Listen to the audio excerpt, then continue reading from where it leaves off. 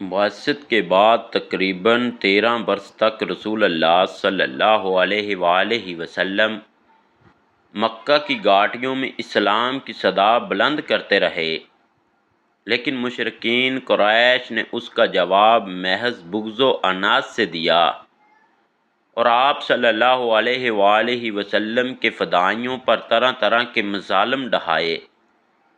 رحمت للعالمین صلی اللہ علیہ وآلہ وسلم نے اپنے جان نثاروں کو اسیر پنجہ ستم دیکھ کر آہستہ آہستہ ان سب کو مدینہ چلے جانے کا حکم دیا۔ چنانچہ چند نفوس قدسیہ کے علاوہ مکہ مسلمانوں سے خالی ہو گیا۔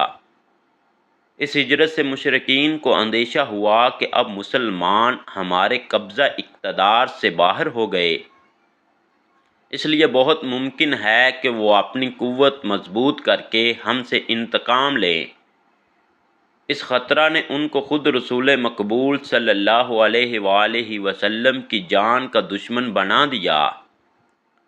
چنانچہ ایک روز مشورہ کر کے وہ رات کے وقت کشانہ نبوت کی طرف چلے کہ مکہ چھوڑنے سے پہلے ذات اقدس صلی اللہ علیہ وآلہ وسلم کو دنیا سے رخصت کر دیں، لیکن مشیت الہی تو یہ تھی کہ ایک دفعہ تمام عالم حقانیت کے نور سے پر نور اور توحید کی روشنی سے شرک کی ظلمت کافور ہو جائے۔ اس مقصد کی تکمیل سے پہلے آفتاب رسالت کس طرح غروب ہو سکتا ہے؟ اس لیے وحی الہی نے ان حضرت صلی اللہ علیہ وآلہ وسلم کو مشرکین کے ارادوں کی اطلاع دے دی اور ہجرت مدینہ کا حکم ہوا۔